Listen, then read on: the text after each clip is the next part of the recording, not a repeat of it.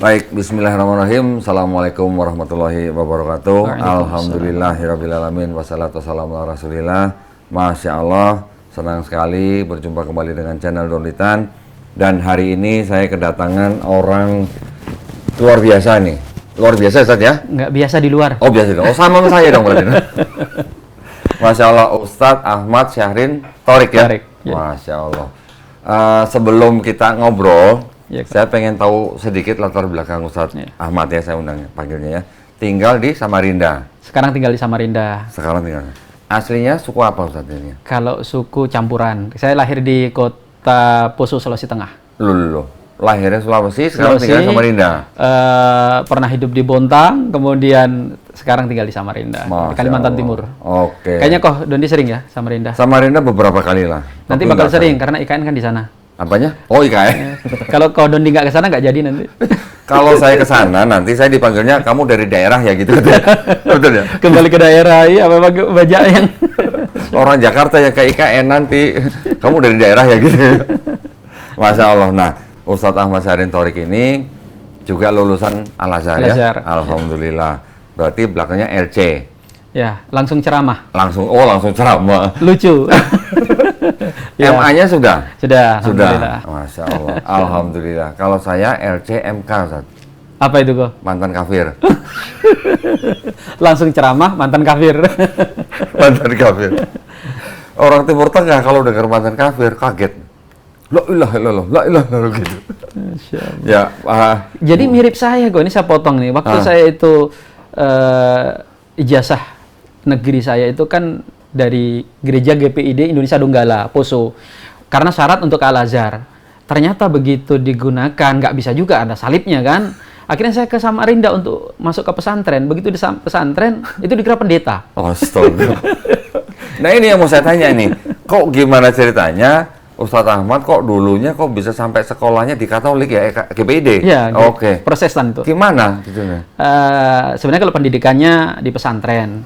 Cuma kita tahu di tahun segitu kan untuk ikut pendidikan yang formal, yang bergengsi, apalagi luar negeri, itu syaratnya harus ijazah resmi. Waktu itu paket masih inilah, nggak terlalu di saya coba daftar ke sekolah umum, sekedar dapat ijazah itu dipersulit, nggak dapat gitu. Nah justru dari gereja waktu itu tanpa syarat langsung terima.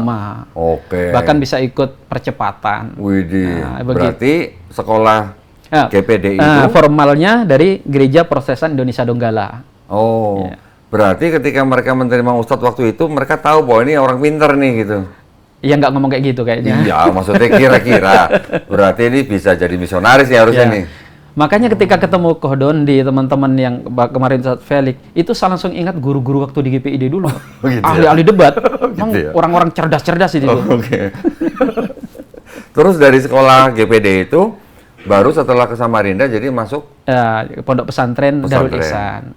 Setelah itu lanjut ke Kairo. Saya sempat jalan-jalan lah ke Timur Tengah untuk belajar kok. Berapa tahun di Mesir? Di Mesir 3 tahun. 3 tahun. Kemudian ke Yaman. Sempat ke Mekah sebentar. Berarti sudah biasa ke Alexandria dong berarti dong. Nah, itu saya agak beda sama yang lain kok. Kalau yang lain tuh kalau ke Al-Azhar, ke Mesir, kayaknya nggak akan ada yang nggak ke piramid, ke Alexandria, ke tempat wisata lah. Mesir itu juga eksotik ya dengan Nilnya. Saya tuh nggak pernah. Saya itu di Kairo cuma 3 kali, pas datang, pas pulang, sama pas ngurus waktu itu beberapa dokumen. Saya di pedalaman. Di mana? Di daerah Dimyat. Jadi sekarang udah nggak ada. Selatan berarti ya? Pokoknya masuk provinsi bagian dalam. Iya. Kalau dulu masih diizinkan. Jadi di situ yang termasuk saya pikir karunia ya, saya bisa langsung bersentuhan dengan Arab asli, artinya orang Arab dengan kehidupan Mesir gitu kan. Beda dengan sekarang mahasiswa kita yang belajar ke sana itu kan di Kairo. Ya, di Kairo yang bisa jadi mereka ini kumpul 24 jamnya dengan orang-orang Indonesia. Gitu. Jadi nah, dulu Ustadz di Al-Azhar ambil apa? Jurusan apa? Perbandingan mazhab. Perbandingan mazhab. Ya, walaupun usuluddin tuh akidah. Jadi belajar usuluddin agama juga. Belajar agama. Dan itu hobi dari kecil. Hobi dari kecil. Ternyata nih harusnya pendebat juga nih Mas.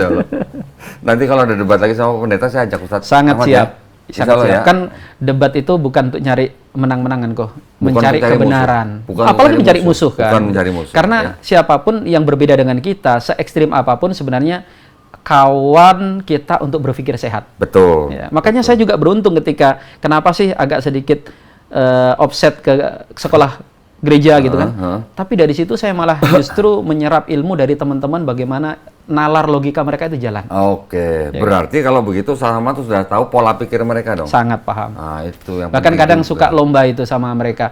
Kamu baca berapa ayat, saya akan baca 2 kali ayat lebih banyak daripada Anda. Oh gitu. Masya Allah. Karena kita kan di pesantren itu budaya menghafal biasa Ya. kok. Dan kan budaya menghafal itu tidak ada dalam agama lain. Oh, iya, Agama betul. ini bahkan secara khusus dikatakan dimuliakan dengan satu tradisi yang namanya menghafal. Hafalan, betul. Karena kan memang Islam, Quran diturunkan dengan tradisi hafalan. Karena juga orang-orang Arab pada saat itu menghafal lebih keren daripada orang menulis membaca ya. Tidak ada satu budaya, kan kalau disebut orang Arab itu ummi, tidak bisa baca tulis, banyak masyarakat yang tidak baca tulis. Di kita aja sampai hari ini masih ada yang tidak bisa baca tulis. Tapi yang unik dari orang Arab adalah mereka bangsa yang bahkan tidak suka dan membenci baca tulis karena dianggap kelemahan dan kekurangan. Karena orang lemah hafalan makanya dicatat. Oh gitu. Ya ini penting nih berarti ya. Jadi ada juga banyak orang yang menuduh, mencibir, mencemooh Nabi lu buta huruf katanya. Ya. Ternyata orang yang menulis dan membaca malah dianggap lemah pada saat itu. Pada saat itu. Orang yang pintar itu yang menghafal. Kan gini logikanya kok. Iya. Jadi kalau kita bahasa umum ada orang yang sekolahnya tinggi akan terpuji. Ya. Tetapi dalam kasus yang sangat khusus misalnya ada orang dengan kemampuan tertentu, misalnya ahli bahasa, ahli satu kemampuan, ternyata dia nggak sekolah, itu akan justru menjadi nilai plus. Kalau ada S3 pinter, ya wajar sekolahnya aja sampai doktor misalnya. Tapi kalau ada orang dengan misalnya lulusan SD, tapi kemudian bisa membuat satu temuan yang spektakuler, keterangan lulusan SD itu malah justru akan menjadi hal luar biasa. Kelebihan dia. Rasulullah Muhammad, kalau beliau punya kitab suci Al-Quran dan beliau itu bisa baca tulis, itu aja sudah luar biasa.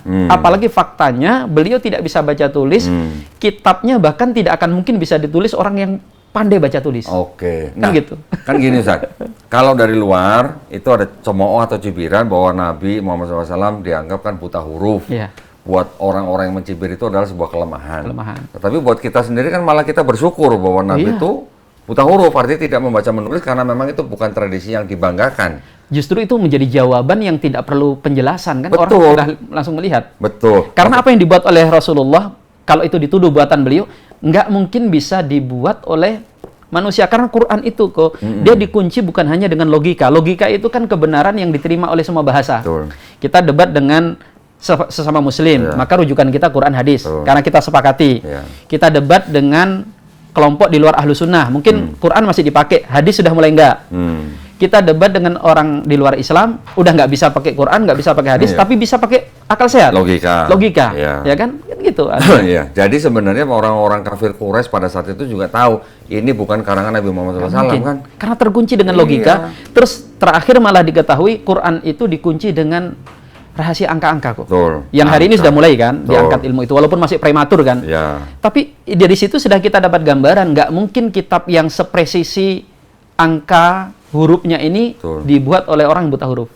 Dan pada saat itu mungkin orang-orang yang mendengar ayat-ayat itu mungkin juga belum tahu, belum mempelajari, belum. Tapi kan sekarang 1500 tahun yang lewat ini baru kelihatan, baru terbukti gitu. Kan seperti adanya aplikasi Ihsaul Quran kok. Itu bisa kita hitung huruf ini kenapa jumlahnya sekian dibagi. Ya kita sudah sering dengar lah itu. Betul. Masya Allah ya, itu adalah salah satu atau dari sekian banyak keajaiban dalam Quran ya Ustaz ya. Nah, ini saya jadi penasaran nih Usuluddin nih. Jadi kalau ngomongin Usuluddin berarti kan ini kita ngomongin lintas iman gitu kan. Nah, saya minta tolong pandangannya nih Ustaz Ahmad, kalau untuk perdebatan lintas iman menurut Ustaz gimana? Perdebatan, diskusi itu sesuatu yang punya posisi khusus dalam syariat kita. Jadi kalau ada orang berkomentar begini, nggak baik itu debat, ya. Nggak baik itu diskusi dan sebagainya. Justru dia akan menentang dalil-dalil agama kita.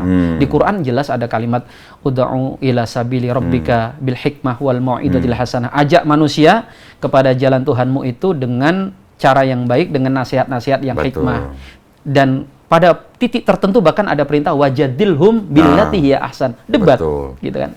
Tapi ya istilahnya gini, ada sebuah kalimat yang menjadi dasar buat saya dan teman-teman di yayasan ini, Ustaz. Bahwa di Quran kan juga disebutkan, janganlah kamu berdebat dengan ahlul kitab kecuali dengan cara yang paling baik. Ya, dengan cara yang paling baik itu kan yang kita harus cari tahu nih. Kalau cara paling baik berarti apa? Kita tidak boleh menghina agama mereka, kita tidak boleh menghina sesembahan mereka, dan kita juga kalau perlu kita yang fasilitasin, gitu ya. Cuman tahun ini nggak dapat lawan debat, Ustaz. Sama kok. Beberapa pihak itu begitu tempo hari sebenarnya sudah mulai diatur tuh diskusi gitu ya? Sama Ustadz ini sama Fulan tapi begitu kemarin saya sempat diskusi dengan satu tokoh sebenarnya orang ini Syiah gitu tapi ngaku dari kalangan Nahdliyin. Begitu sudah bisa kita kuliti ya yang lain kemudian mundur teratur. Ya sudah ngantri mundur ya karena itu kok saya selalu yakin apa yang dikatakan oleh guru-guru kita bahwa yang unik dari agama ini tidak ada tuduhan, kecuali pasti ada penjelasannya, tidak ada kecurigaan, kecuali ada jawaban. Itu Islam. Kalau bicara tuduhan misalnya, Islam dituduh begini, lah siapapun dituduh, jangankan Nabi, jangankan Quran, jangankan sahabat Nabi, Allah aja dituduh kan? Dituduh macam-macam. Punya anak dan sebagainya. Gitu. Tapi pada ujungnya, setiap tuduhan itu ada penjelasan, ada jawabannya, selanjutnya terserah Anda. Punya otak nggak gitu? Dalam Islam kan gitu. Kita hak memberikan jawaban, penjelasan, hidayah ada di tangan Allah. Dulu saat ketika saya baru-baru sedang banyak belajar tentang Islam, banyak belajar tentang Quran, kemudian ketika saya bergabung dengan Yayasan Pembina Mu'alaf itu, akhirnya saya ngambil kesimpulan, kalau gitu di dalam Quran, on itu haram gitu. Betul nggak? On itu apa? Agak susah mau diterjemahkan. Bahlul? Bahlil? Iya, bahlul. Pakai U ya, bukan pakai I ya. Bahlul, on itu haram. Sebenarnya bahlul atau bahlil itu nggak menghina kok. Jadi dulu ada ulama di Irak itu, ulama yang sangat alim, namanya Bahlul. Nah, orang-orang dulu mereka itu kalau marah ke anaknya, maka akan didoain dengan doa yang baik. Disebut Bahlul, artinya supaya kamu nanti jadi si Bahlul. Kok sekarang mengalami pergeseran. Pergeseran makna Nah, jadi Bahlul itu jahil gitu. Betul. Nah, maksud saya, Quran kan sudah begitu banyak pesan di dalam Quran yang mengajak kita untuk berpikir. Mengajak kita untuk mengingat, mengajak kita untuk istilahnya kita ini siapa sih gitu kan. Nah, kemarin belum lama saya berdiskusi dengan Ustadz Nuruddin di sini, Masya Allah kan beliau juga banyak memberikan bukti bahwa Quran itu tidak mungkin karangan seorang manusia. Dengan segala macam ilmunya beliau lah, Masya Allah. Nah, sekarang gantian nih, saya pengen dengar dari Ustadz Ahmad nih. Dan dengan Quran ini, apa yang tidak bisa ditolak oleh seorang manusia yang punya otak gitu, Ustadz? Jadi gini kok, setiap nabi itu kan punya mukjizat. Kita tahu Nabi Musa dengan mukjizatnya tongkat yang sakti mandraguna lah. Nabi Isa bisa mengobati segala penyakit. Dan mukjizat itu diperuntukkan untuk menguatkan dakwah para nabi. Yang biasanya begini, apa yang disombongkan oleh umat tempat Nabi itu diutus, mukjizat datang menundukkannya. Betul. Umat Nabi Musa gandrung dengan kesaktian, sihir, maka kesaktiannya mukjizatnya modelnya begitu. Nabi Isa umatnya gandrung dengan ketobiban, beliau punya kemampuan mengobati segala penyakit, bahkan menghidupkan yang sudah wafat. Nah, pertanyaannya, Nabi kita SAW itu diutus kepada bangsa atau kepada umat yang membanggakan apa? Maka itu kita akan tahu Quran lah jawabannya.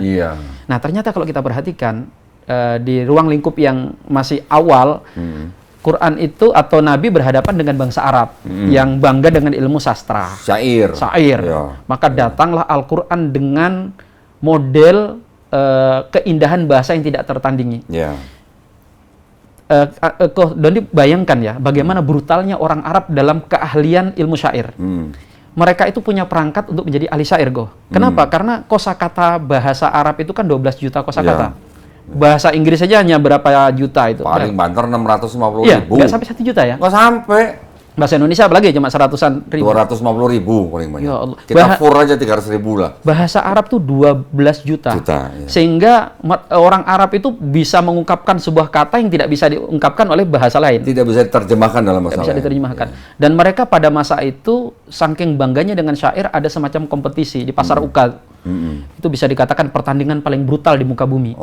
Kenapa? Karena didesain yang bisa tampil itu memang para ahlinya. Di antaranya aturannya begini. Kata itu tidak boleh diulang dalam syair. Nah, kalau Kohdondi saya minta coba bikin syair nggak diulang katanya. Itu aja sulit tapi masih bisa dibuat kan, disiapin aja bagus-bagus gitu. Tapi masalahnya nggak boleh digunakan oleh penyair yang lain. Jadi kalau Kohdondi misalnya nyair, terus ada kalimat boleh digunakan, saya seketika itu harus merubah dengan kalimat yang sama sekali tidak boleh sama. Bangsa dengan keahlian seperti itu, tiba-tiba datang Al-Quran. Menantang. Wa in kuntum fi raibin mimma nazzalna ala abdina fa'tu bi suratin min mislih. Kalau kalian ragu dengan apa yang ada. Bikin. Iya, silakan bikin. Nggak usah satu kitab kebanyakan. Satu surah. Makanya kan saat itu ada budak. Ini para penyair-penyair ini lagi jam rehat. Habis tanding itu, tiba-tiba budak itu sambil jalan dia baca potongan ayat Al-Qur'an. Wa auhayna ila ummi Musa an ardi'i fa idza khifti 'alaiki fa'alqihi fil yamini. Terus dia baca sampai akhir, itu orang Arab melongo. Ini bahasa apa? Indah dan lemas mendayun-dayu dan padat makna. Kan Quran itu di situ kehebatannya. Dia ringkas, indah, ya, dan maknanya itu padat. Di kalimat sependek itu ada 2 perintah, ada 2 larangan, ada 2 berita, ada 2 informasi besar. 8 informasi penting dicakup di satu kalimat yang indah meliuk-liuk. Itu nggak bisa dilakukan kecuali Al-Quran. Maksud saya gini Ustaz, orang-orang kafir Quraisy pada saat itu yang ahli-ahli syair, mereka kan paham kata-kata yang di dalam Quran. Cuman mereka kan istilahnya apa ya? Terpesona dengan keindahan atau eloquence-nya bahasa di dalam Quran kan ya. Walaupun sama-sama bahasa Arab nih. Betul. Bahasa Arab Quran dengan bahasa yang Arab yang mereka pakai sehari-hari ini kan berbeda gayanya. Bukan berbeda dalam artian misalnya antara bahasa Jawa Timur dengan bukan gayanya. Orang Arab mereka akan tahu bahwa bahasa Quran itu punya ciri khas, intinya begitu. Dia bukan bahasa sehari-hari dan bukan juga bahasa Nabi Muhammad. Nah, ini menjadi dalil lagi kok. Betul. Biasanya orang itu kalau katakan menulis fotografi atau buku tulisan itu akan mengungkapkan tentang jiwanya, rasanya kan. Tapi Quran tuh sama sekali berbeda dengan bahasa Nabi Muhammad. Kita kalau baca Quran dengan bahasanya, dengan gaya bahasa hadis itu beda sekali. Dari situ aja kita akan tahu bahwa ini 2 pribadi yang berbeda. Nggak mungkin karangan manusia. Mungkin. Terus yang kedua, biasanya orang itu akan sesuai dengan dirinya kan. Kalau lagi sedih ya tulisannya melo, curhat. Tapi kita perhatikan Quran. Ketika Nabi Muhammad di Mekah itu kan lagi sakit-sakitnya tuh. Tapi justru ayat bicara tentang kegagahan, bicara kekuatan, bicara tentang dan itu menjadi bukti tersendiri. Nggak mungkin dibuat oleh Rasulullah SAW. Jadi sebenarnya juara syair pada saat itu pun mengakui bahwa itu bukan karangan Nabi Muhammad ya? Nggak mungkin. Mereka mengatakan bahwa ini, bahkan mereka kemudian cenderung mengatakan ini sihir. Nah itu ya betul. Ya kan? Sedangkan mereka juga akhirnya berdebat satu sama lain. Kita ini sudah tahu sihir itu seperti apa, kan? Sihir itu ada tipu-tipunya, ada unsur kan, ada unsur magisnya. Ini enggak. Ini akal sehat kita nggak bisa membantah. Nah ini belum selesai kok. Jadi mukjizat Quran itu bukan hanya dari sisi bahasa. Karena kalau kita katakan itu, kita sama dengan mengatakan ya Quran hanya untuk orang Arab. Sedangkan Nabi kita sallallahu alaihi wasallam itu diutus untuk seluruh bangsa. Bahkan hari ini. Maka apapun yang diagungkan, disombongkan, dibesar-besarkan oleh umat Nabi Muhammad, itu Quran datang untuk menundukkannya. Sehingga kemudian kita perhatikan ketika abad pertengahan manusia mulai gandrung dengan teknologi, dengan sains. Akhirnya kemudian di dalam Quran ditemukan informasi-informasi kaitannya dengan ilmu pengetahuan. Bagaimana gunung yang berarak, watarol jibalu tahsabu jamidatan fayatamuru marusahab. Gunung itu berjalan seperti beraraknya awan. Gunung itu pasak gitu. Pasak. Terus kemudian bahkan sidik jari. Bala qadirina ala anusawiya banana. Bahkan mungkin Qahdani agak kaget. pada masa Islam dahulu itu ilmu-ilmu besar dilahirkan. Ini ilmu bukan hanya ilmu agama. Kalau ilmu agama jelas rujukannya Quran. Ilmu-ilmu yang kita sebut dengan ilmu umum itu banyak merujuk dari Quran. Betul. Kira-kira di abad 7, 8, 9. Penerbang seperti Ibnu Firnas itu gara-gara mempelajari surah Ar-Rahman. Oh, Masya Allah. Penulis buku Al-Filahah, kitab pertanian, Ibnu Awam yang dipakai di Eropa sampai 3 abad, itu gara-gara mengkaji surah An-Naba. Kenapa di surah An-Naba disebut tanam-tanaman itu pun urutannya unik kan? Dari biji-bijian, buah-buahan, tanaman keras. Hasilnya kitab yang seabadi rujukannya. Masya Allah. Di situ kok. Nah, dan banyak, bahkan nanti kalau Qahdun dibaca tafsir, ada kalimat-kalimat gantung yang ulama karena ilmu mereka belum nyampe, itu keluar kalimat begini. Kita nggak bisa menjangkau kecuali bisa menafsirkan ini saja. Kelihatannya nanti anak kita, generasi berikutnya akan bisa mengungkap ayat ini. Contoh, misalnya ketika mengkaji surah At-Tariq,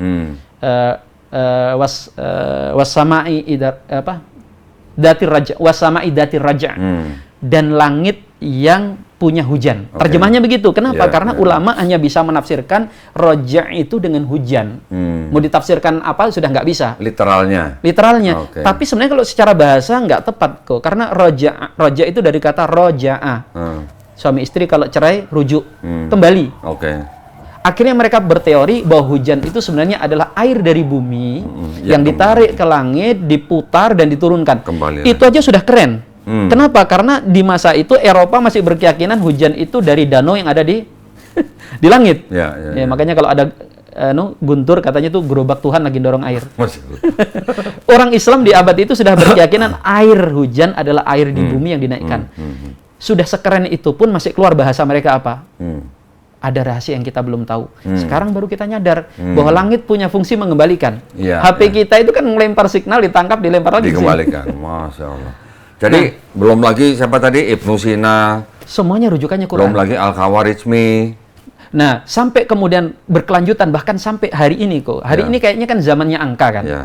Kita itu logaritma itu apa kalau bukan angka kan. Ternyata kemudian belakangan di Quran mulai ditemukan, walaupun ini ilmu baru awal, masih prematur sekali, rahasia-rahasia angka.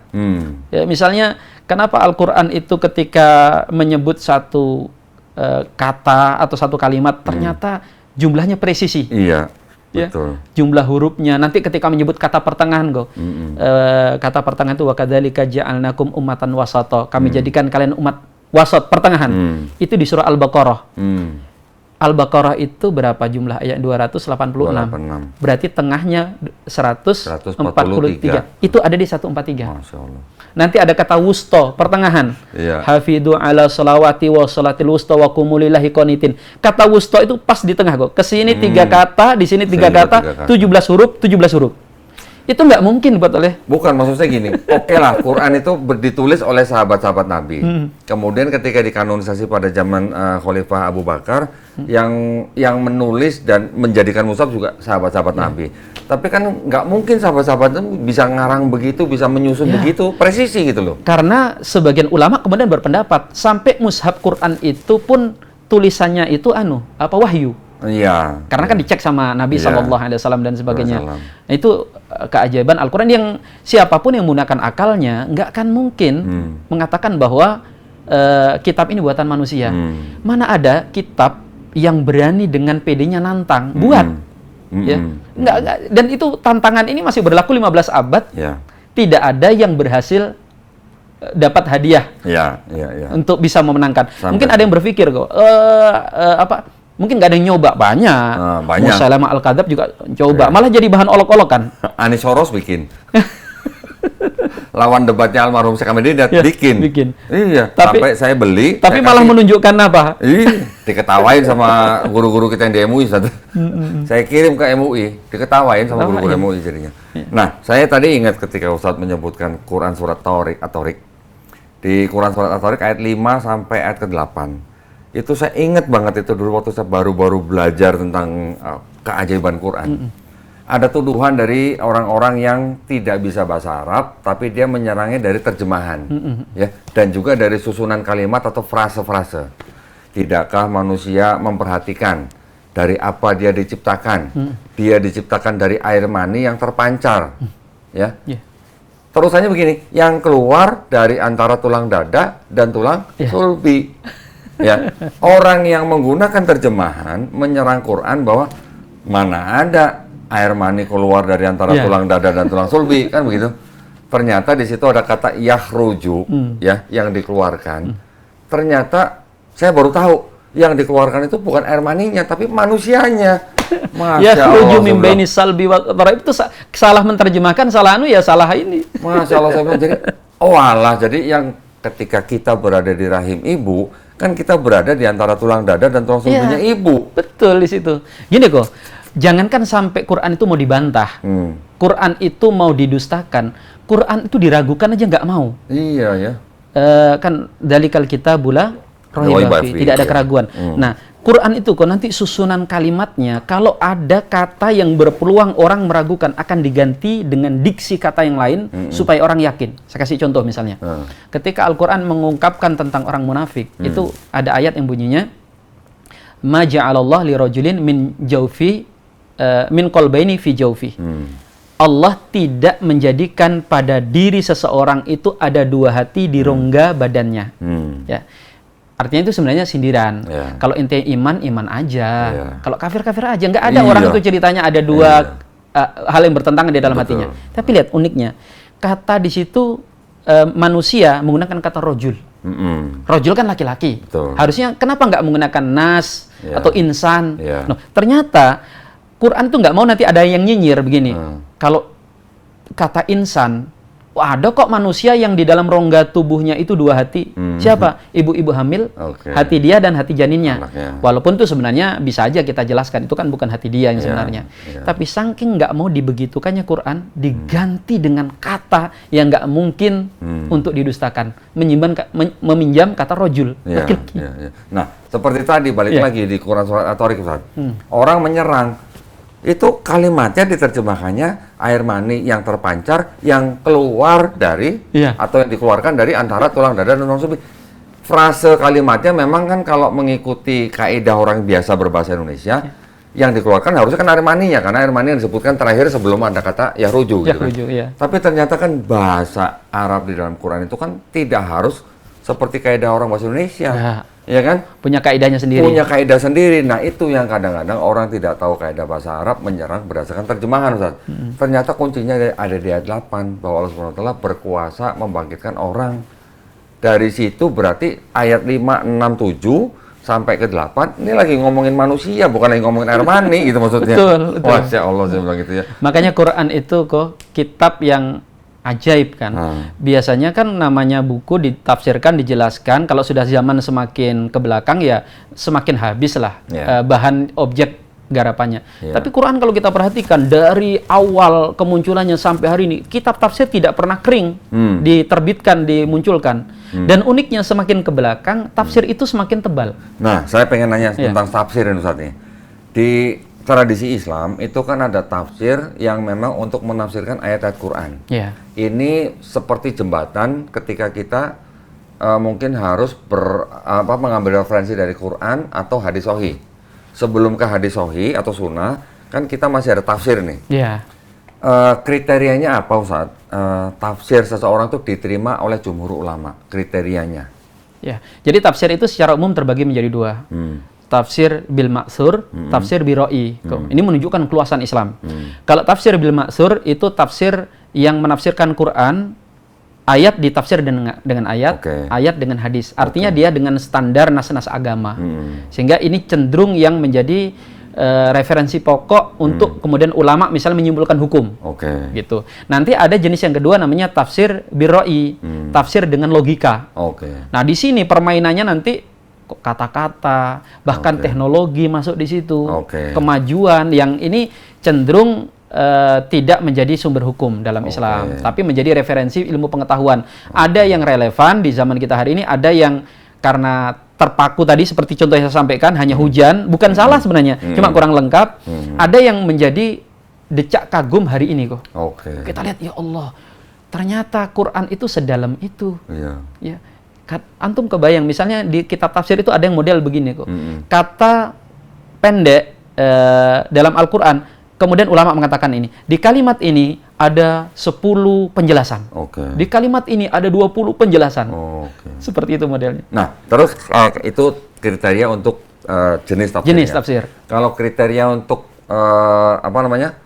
orang yang menafsirkan, nah, itu kriterianya apa, Ustaz? Nah, tafsir yang diterima itu dari para sahabat, jelas. Ya, dari para sahabat, biasanya nanti kalau itu jenis tafsir bil maksur ya, dengan riwayat, itu akan mengatakan ini tafsir dari Ibnu Abbas, ini tafsir dari Umar bin Khattab, dari sahabat. Jadi rata-rata tafsir dengan pengambilan hukum diambil dari para sahabat. Cuma nanti kembali lagi kok, kadang dinisbahkan pendapat ini ke sahabat seperti Ibnu Abbas, nanti diteliti apakah penisbahan ini tepat atau tidak. Karena pendapat Ibnu Abbas itu jelas punya otoritas yang sangat kuat dalam Islam. Beliau disebut sebagai turjamul Quran, juru bicaranya Al-Quran. Tapi kadang ada yang suka, ya itu tadi, nyuplik nama beliau untuk menguatkan pendapat. Nah, pada ujungnya nanti diteliti lagi, apakah ini sah atau tidak penafsirannya. Nah, maksud saya lebih dalam lagi, lebih detail lagi, Ustaz. Kalau tadi Ustaz sudah menyebutkan sahabat-sahabat, di bawahnya ini kan ada ahli tafsirnya. Contoh Ibnu Katsir, misalnya Jalalain, Al-Qurtubi. Kriterianya apa jumhur ulama menerima ini semua, Ustaz? Ya, jadi gini, kalau di tafsir itu ada model bukan diterima dan tidak, yang tafsir menjadi rujukan yang direkomendasikan. Ya biasanya adalah Ibnu Katsir, At-Tabari, kemudian ini tafsir Al-Qurtubi. Kenapa 3 tafsir ini disebut sebagai tafsir yang paling diterima oleh umat? Karena mereka hanya menafsirkan ayat dengan ayat, hadis dengan ayat dengan hadis. Dan kemudian kaul-kaul ulama. Nah, berbeda misalnya dengan tafsir Mafatihul Ghaib karya Imam Fakhrur Razi, atau kitab seperti Tahrir wa Tanwir, atau yang lain yang itu banyak mengambil, kalau kita hari ini misalnya kita bicara tadi kayak surah At-Tariq pakai hujan, pakai itu. Nah, itu dalam tradisi ulama dahulu dianggap terlalu terlalu liar lah. Gitu. Jadi kriterianya kenapa Ibnu Katsir diterima? Ya karena dia hanya mencukupkan kepada riwayat-riwayat yang ada dalam ayat ayat dengan hadis ya. Nah, itu Masya Allah. Situ. Masya Allah ya, lain ya kalau LC ya. LCMA. Nah, sekarang saya ingin bergeser sedikit, Ustaz. Masih ngomongin Quran, tetapi kita sekarang sudah mulai menyenggol-nyenggol yang urusannya dengan kitab nih, Ustaz. Ya kan? Di Quran kita sering sekali membaca bahwa Quran membenarkan kitab-kitab yang sudah diberikan kepada Bani Israel, ya kan? Ada kitab Taurat, kitab Zabur, kitab Injil. Nah, sekarang ini yang bagian yang krusial nih buat kita nih ya. Ini adalah pendidikan untuk edukasi juga para jamaah. Yang disebut dengan kitab Taurat, kitab Zabur, kitab Injil, ini akan saya kalau mendefinisikan begini, kalau salah tolong dikoreksi, Ustaz.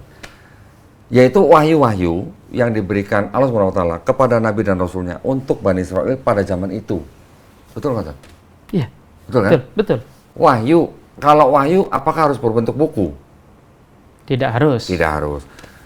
Berarti kalau begitu, kita sekarang yang hidup pada zaman sekarang, atau mungkin pada zaman Nabi Muhammad SAW pun juga sudah ada yang disebut dengan Taurat dan Injil, gitu kan? Betul.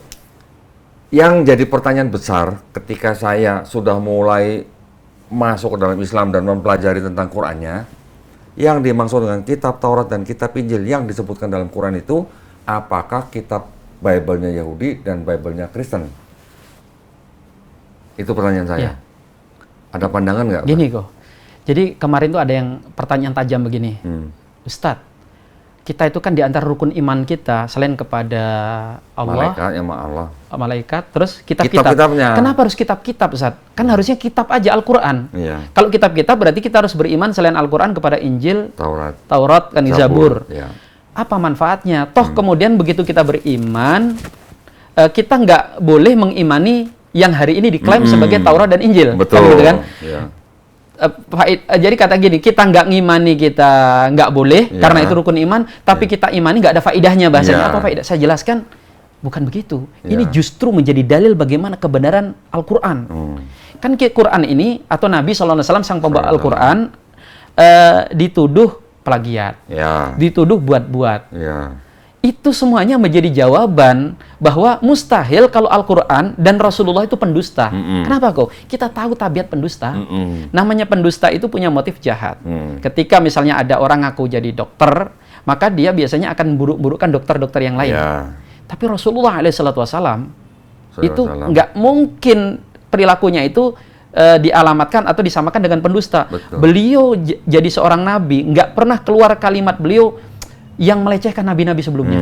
Malah justru ajaran beliau datang mensucikan para nabi dari fitnah-fitnah yang dibuat oleh ahli-ahli kitab kan gitu kan. Seperti Nabi Lut yang dikatakan berzina dengan 2 putrinya. Ya. Nabi Sulaiman yang bikin sihir mati musyrik. Ya. Nabi Ibrahim yang katanya malah istrinya disodorkan untuk dizinahi oleh Raja Mesir.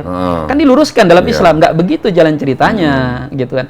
Nabi Daud yang Nabi Daud yang binor, suka binor, bini orang.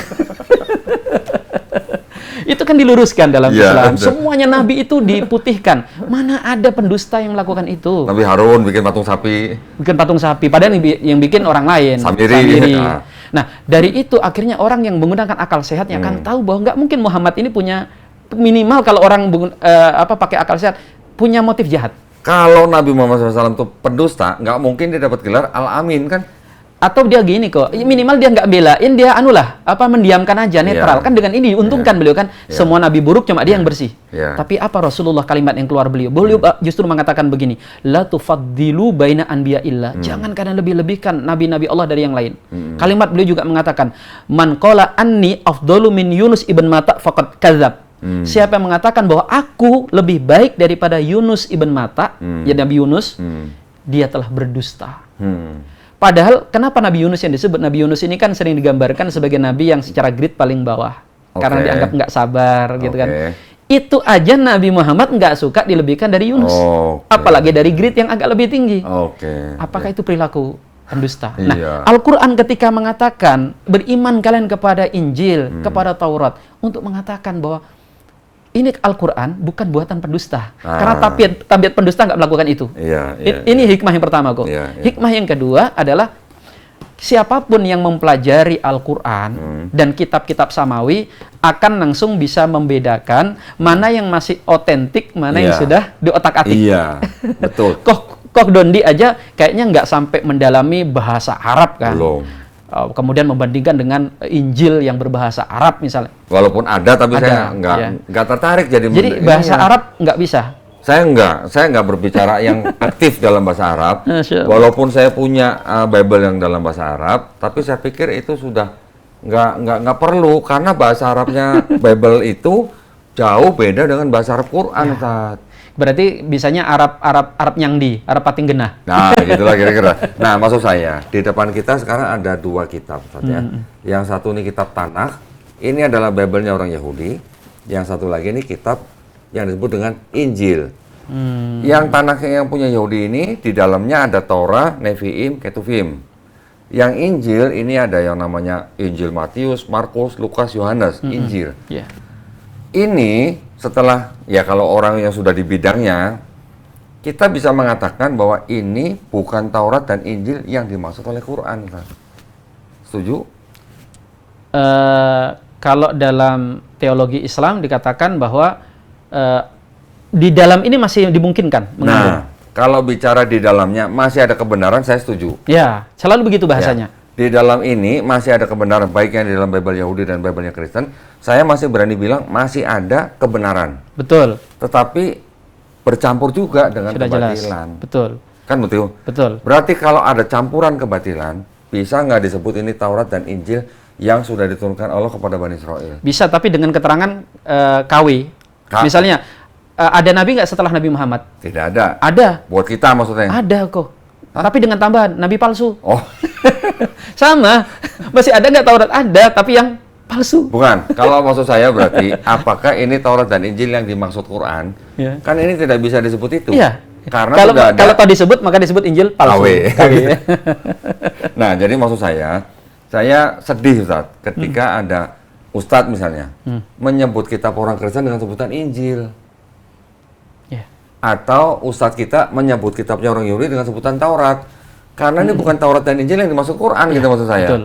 Tapi saya sempat juga menyampaikan ke beberapa teman-teman, kenapa nggak menggunakan, ini kan sebut aja Alkitab atau sebut aja dengan Torah dan sebagainya, biasanya untuk menghindari ini, penistaan. Ya kalau itu masih bisa kita terima. Oh, ini disebut Injil. Karena kalau disebut Alkitab, itu, atau bicara Nasrani, kenapa disebut Nasrani? Karena Kristen itu apakah Nasrani itu aja menjadi ini topik problem. lain lagi nih, Iya. Ya. Tapi biasanya menggunakan istilah itu termasuk saya demi menghindari. Nah, makanya dari sini nanti belajar di Kodondi supaya diskusi-diskusi seperti ini tidak masuk ke ranah seperti itu. Ya, diskusi kita ini satu sebagai edukasi buat umat Islam, Betul. juga untuk menempatkan posisi kita sendiri, posisi Islam. Posisi Ya. Islam. Jadi supaya posisi kita tuh jangan dikorek-korek, disama-samain dengan alasan yang ujung-ujungnya mengajak kita untuk masuk agama mereka. Gitu ya. Nah, ini saya kasih tahu, Ustaz. Kitab ini tulisannya begini. Ini sengaja dibuat dengan nama siapa nih, Ustaz? Saya tunjukin. Nama tokohnya siapa di sini? Silsilah Isa Al-Masih. Nah, kalau yang buat orang Kristen, mereka nulisnya silsilah Yesus Kristus. Yang ini buat orang Kristen. Yang ini sengaja dicetak untuk siapa? Untuk orang Islam. Gitu ya. Ini dibagi-bagikan ke rumah orang Islam, saat. Tapi uniknya kemudian di belakangan ini ada kalangan apologet yang malah katanya jangan nyamakan kami. Aneh kan? Padahal mereka yang pengen nyaman-nyaman. Kalau itu saya jawabnya gampang. Kalau gitu kitab ini terbitan LAI juga. Ini LAI loh, Ustaz. Terbitan resmi ya? Ini LAI juga nih. Nih, lihat. LAI 2011 nih. Iya. Kalau gitu saya tinggal nanya, kalau begitu kitab suci Injil terbitan LAI tahun 2011 ini yang menggunakan nama Isa Al-Masih itu maksudnya Yesus atau bukan? Kan gitu. Karena dia menolak Isa itu bukan Yesus. Bahkan saya punya Kitabul El-Qudus, terjemahannya orang Belanda Klinkert, yang diterjemahkan dalam bahasa Melayu rendah, masih pakai Isa Al-Masih. Nah, maksudnya apa? Ini dibuat sengaja untuk dibagikan pada orang Islam supaya disamain. Nih, Yesus sama Isa itu sama. Gitu. Tapi kalau pendebat seperti tadi kata Ustadz, mereka akan mati-matian bilang Yesus dan Isa beda. Betul. Tapi mereka membedakannya itu bukan dari profil, tapi dari kisah. Gitu. Contoh misalnya kalau di sini diceritakan Yesus lahir di kandang domba, padahal nggak ada tulisan kandang domba. Nggak ada. Itu tafsir. Nggak, itu berasal dari kitab yang lain, apokrifa, Ustaz. Oh gitu kan. Ada yang menceritakan di dalam kandang domba, sehingga itu dipakai oleh gereja untuk menafsirkan yang di sini. Gitu. Tertulis kandang dombanya nggak ada. Gitu. Nah, dengan cara seperti itulah saya sering ngomong sama jamaah di masjid, Ustaz. Kalau di sini ada tulisan Alkitab, jangan juga kita sebut ini Alkitab. Kenapa? Karena Al-Quran kita nama lainnya juga Alkitab. Sehingga tadi kan jadi Alkitabul La Raiba Fihi. Kalau kita sebutin Alkitab, rancu nanti sama Quran, gitu maksud saya. Dulu ketika saya masih SMP itu, di gereja perdebatan dengan teman-teman Nasrani di sana, orang Kristen itu lucu. Mereka mengatakan, itu yang disebut di kitab kalian Al-Quran, yang nggak ada keraguan itu bukan Al-Quran. Dalikal kitab. Ya kan ini kan perspektif masing-masing ya Ustaz ya. Kalau kita tahu nama lainnya adalah kitab, terus ada orang agama lain menggunakan nama yang sama dengan apa yang kita tahu, ya jangan buru-buru kita sebut itu Alkitab. Karena kitab kita sendiri itu nama lainnya adalah Alkitab. Betul. Itu maksud saya. Betul. Begitu juga yang ini. Kalau kita baca di Quran, Nabi Isa alaihissalam menerima kitab Injil, apakah Nabi Isa menerima buku jatuh dari langit? Kan enggak. Betul kan Ustaz? Betul. Jadi yang sudah saya ketahui, mohon dikoreksi Ustaz, kata kitab sendiri dalam Quran konteksnya itu bisa berupa wahyu yang dituliskan manusia, wahyu yang dituliskan menjadi buku, atau bisa juga itu hukum, aturan, perintah, ketentuan dari Allah SWT kepada suatu kaum tertentu. Iya, betul. Setuju, Ustaz? Betul. Berarti kan nggak harus berbentuk buku. Bahkan Al-Quran itu di masa Nabi SAW tidak dalam bentuk tulisan buku. Berarti kan kalau ketika Nabi Isa alaihissalam berkata, Kola ini Abdullah atani al-kitabah wajalani nabi ya. Berarti kan bukan berarti Nabi Isa masih bayi terima buku dari langit kan? Bukan. Itu maksud saya. Alhamdulillah nih. Seperti itu. Berarti maksud saya umat Islam jangan sebut kitabnya orang Kristen Injil. Walaupun tulisannya Injil. Gitu. Karena ini bukan Injil yang diterima oleh Nabi Isa alaihissalam. Betul. Gitu poin saya, Mas. Barakallahu fikum. Karena apa? Karena di sini yang ditulis juga Injil Matius, Injil Markus, Injil Lukas, Injil Yohanes. Nah, Injil Yesusnya mana gitu ini juga nggak ada. Betul. Saya akan berikan Malah kitab ini mendukung poin saya, Ustaz. Ada yang begini, tulisannya begini. Ini juga sering saya pakai nih. Lukas 20 ayat 1. Lukas 20 Ayat 1. ayat 1 ini, pada suatu hari ketika Isa sedang mengajar di bait Allah dan memberitakan Injil kepada orang banyak. Memberitakan Injil. Iya. Apakah Injil yang dimaksud yang diberitakan Yesus itu adalah bukunya Matius, Markus, Lukas yang dijepit di sini? Jelas nggak Kan mungkin. bukan. Jelas nggak mungkin. Berarti di situ Yesus pun menerima wahyu kan Iya. dari yang disebut Bapa gitu lah. Nah itu maksud saya. ya ini kita membangun apa namanya pemahaman bahwa kita tetap harus menghormati kitab suci orang lain. Iya. Tetapi jangan buru-buru anggap bahwa ini kitab 2 ini yang dimaksud oleh Quran kita. Iya. Gitu maksud saya. Atau kalau toh dari sisi penafsiran yang dimaksud adalah Injil yang ada, Quran juga memberikan keterangan bahwa Injil hari ini pun sudah diubah-ubah. Taurat diubah-ubah. Dan sikap kita sudah diberikan panduan oleh Al-Quran, kita tidak boleh mengamalkannya. Betul.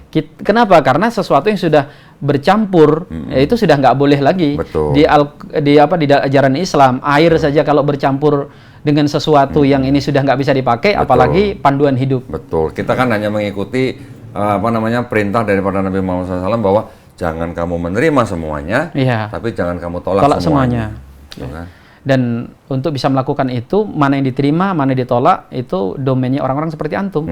Karena dari kemampuan menganalisa, meneliti, paling tidak masih bisa kebaca informasi-informasi yang ada di dalam Taurat atau dalam Injil atau Bible hari ini sebutannya, yang itu masih dimungkinkan redaksinya adalah asli dari Allah Subhanahu wa taala, seperti roh kebenaran. Yang ayat-ayat semisal itu yang vulgar mungkin sudah banyak dihapus. Tapi sepandai-pandainya penghapus maka akan lupa juga. Nah, ada yang itu kan nggak dihapus itu. Tidak ada kejahatan yang sempurna. Tidak ada kejahatan yang sempurna, itu lebih tepatnya.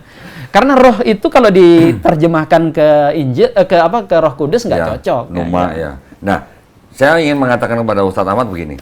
Di dalam kitabnya orang Yahudi dan kitabnya orang Kristen, ini masih ada ayat-ayat yang boleh dikatakan apa ya? Sejalan dengan Quran. Sejalan dengan ayat-ayat di Quran.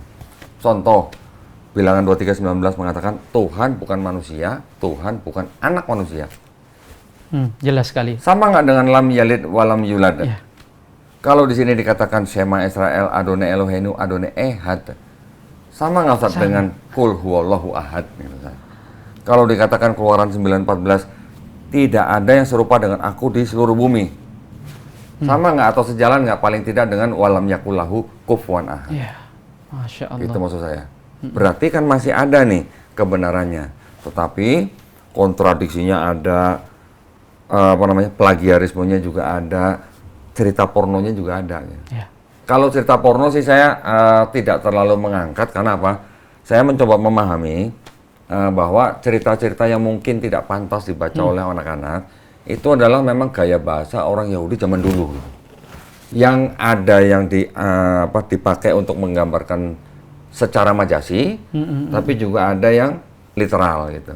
Contoh misalnya, di sini ada cerita ada 2 anak perempuan namanya ini dan ini bersundal di sini begini-begini itulah. Tapi itu sebenarnya sedang menggambarkan bangsa Israel yang sedang musyrik gitu. Digambarkan dengan cara yang cara cerita seperti itu gitu. Nah, kita tidak boleh membabi buta gitu.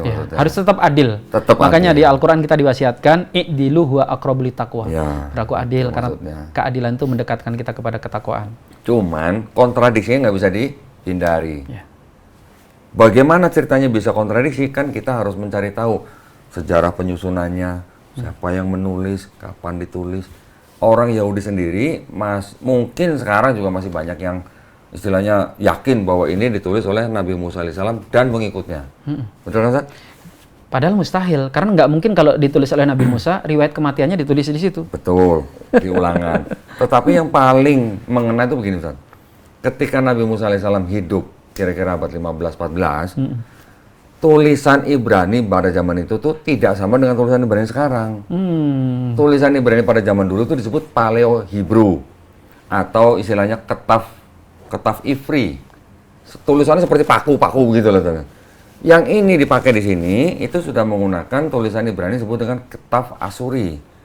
Ketaf Asuri baru timbul tuh kira-kira baru di abad ke-7 sebelum Masehi. Jadi nggak mungkin Nabi Musa menulis kitab ini dalam tulisan Ketaf Asuri gitu. Karena dia tidak kenal Ketaf Asuri gitu maksud saya. Satu. Yang kedua, Ustaz, yang disebut dengan Torah, 5 kitab Musa atau Pentateuch, Kejadian, Keluaran, Imamat, Bilangan, Ulangan. Di dalam kalangan Yahudi sendiri ada 2 macam. Yang satu Torah Yerusalem, yang ini. Yang satu lagi Torah Samaritan. Saya ambilin buku sebentar. Ini mungkin juga informasi ini buat Ustadz Ahmad nih. Ada kita begini. Masya Allah, masih asli kok. Yang tulisan Ibrani ini yang tanpa tanda baca, Ustadz. Ini yang Samaritan. Yang sudah ada tanda bacanya ini adalah yang Yerusalem. Ada yang huruf yang ditebal-tebalkan itu, Ustaz. Yang tebal-tebal. Ini yang berbeda. Antara 5 kitab Musanya, Torahnya Yerusalem dan Torahnya Samaritan, total ada 6.000 perbedaan. Masya Allah. Kalau sudah seperti itu, gimana mau dijadikan sebagai panduan? Pertanyaan saya, yang ditulis sama Musa, yang Yerusalem apa yang Samaritan? Gitu. Ya kan sudah membatalkan semua berarti gitu. Sampai detik ini nggak ada yang bisa jawab? Nggak ada. Nggak ada. Nah, jadi kalau kita sudah yakin ini bukan tulisannya Nabi Musa alaihissalam dan pengikutnya, berarti ini bukan kitab Taurat yang dimaksud Quran kan? Iya. Betul nggak? Betul. Yang punya Kristen, kita lebih tahu lagi. Ada Matius, Markus, Lukas, Yohanes. Yang nulis saja namanya bukan itu. Iya. Nama-nama itu diatributkan oleh Bapak Gereja di abad kedua. Santo Papias 130 Masehi, Santo Irenaeus 180 Masehi. Berarti yang keempat ini bukan Injil yang diterima oleh Nabi Isa alaihissalam. Gitu. Dan seandainya penulisnya aja betul itu belum tentu bisa dari Isa, apalagi yang memang bukan. Betul. Lagi pula Nabi Isa alaihissalam kita ketahui hidup di Palestina. Dia kalau nggak berbicara dengan bahasa Ibrani untuk ibadahnya, dia berbicara dengan bahasa Aramaik untuk kesehariannya. Sedangkan nama-nama tadi itu tinggal di Romawi. Romawi Timur kan? Nggak, poinnya bukan masalah mereka tinggal di mana, tapi Nabi Isa alaihissalam yang berbicara sehari-hari dengan bahasa Aramaik, kitabnya dalam bahasa Yunani. Gitu. Nah ini kan juga sudah nggak nyambung sama hampir sama tadi seperti ini, Ketaf Ivri dan Ketaf Asuri gitu. Nah, berarti ketika kita tahu bahwa itu bukan tulisan Nabi Isa alaihissalam dan Hawariyun, berarti kan bukan Injil yang dimaksud Quran. Betul. Gitu maksud saya. Nah maksud saya, Ustadz Ahmad pernah nggak membaca dalam Quran atau hadis Nabi Musa alaihissalam dan pengikutnya menulis kitab Taurat? Nggak ada. Nabi Isa dan Hawariyun menulis kitab Injil? Nggak ada. Nggak ada kan? Hadis palsu aja nggak ada. Hadis palsu aja nggak ada. Apalagi di dalam Al-Quran gitu. Pernah nggak Ustadz Ahmad membaca, kami yang menurunkan Taurat, kami yang menurunkan Injil, dan kami pula yang menjaganya? Nggak ada. Nggak ada. Yang dijaga, yang dijanjikan jaga cuma Quran. Al-Quran. Berarti kalau begitu kan ini dan ini bagaimana kita yakin ini adalah Taurat dan Injil yang dimaksud Quran? Gitu maksud saya. Betul kok. Lagi pula di Quran misalnya, contoh misalnya di Quran surat A'raf misalnya, ayat 157. Mereka beriman kepada Nabi yang ummi, yang namanya tertulis dalam kitab Taurat dan Injil. Ada nggak nama Muhammad di sini, Ustaz? Saya bilang nggak ada, ya. Saya juga sudah cari. Menurut orang Yahudi juga nggak ada. Menurut orang Kristen juga nggak ada. Berarti kalau nggak ada, ini bukan kitab Taurat dan Injil yang dimaksud oleh Quran surat Al-A'raf 157. Begitu juga dengan Quran surat As-Saff misalnya, ayat 6. Nabi Isa alaihissalam menceritakan nanti akan ada Rasul lagi bernama Ahmad. Ada nggak sih nama Ahmad? Nggak ada. Ya berarti kan ini bukan Injil yang dimaksud Quran surat As-Saff ayat 6 gitu loh, Ustaz. Iya, iya. Nah, setuju, Ustaz? Kopi, setuju. Sangat setuju. Alhamdulillah. Pemahaman seperti ini, kalau kita kuat, kita jadi tidak mudah menerima apa doktrin-doktrin yang asing gitu, Ustaz. Iya, betul. Tapi yang penting kan buat jamaah kita. Betul. Jamaah kita kalau dikasih ini, plus bawahnya ada sembako, gimana, Ustaz? Subhanallah.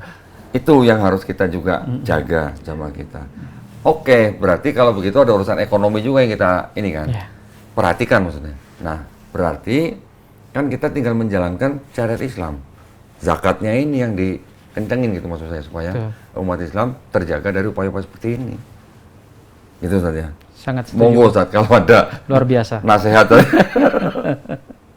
ya harusnya begitu. Iya. Dan di Islam itu kan yang membuat dakwah menjadi efektif kalau ada sinergi. Kalau dakwah itu hanya dilakukan oleh para kiai, para ustadz, itu bisa dikatakan omdo. Karena nggak menyentuh esensi masalah yang ada di umat kadang kok.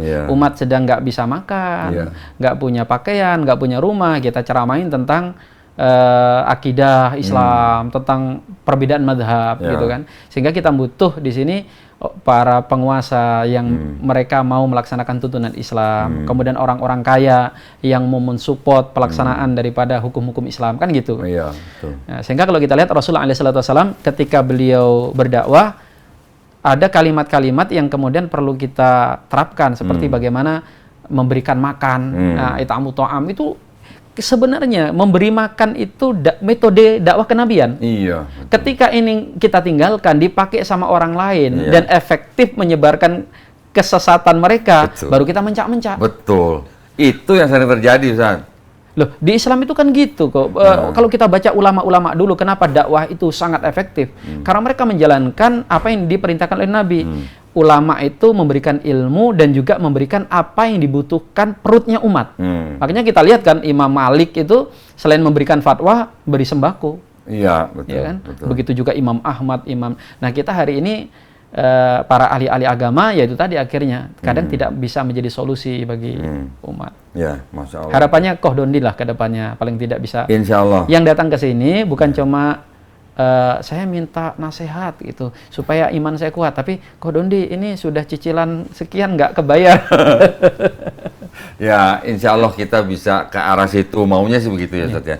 Tetapi yang sebenarnya harus kita refleksi adalah walaupun Indonesia ini bukan negara yang menjalankan syariat Islam, tetapi kan pengurus pemerintah, orang-orang yang mengurus kita ini kan Muslim. Semuanya orang Muslim, kebanyakan Muslim, ya kan.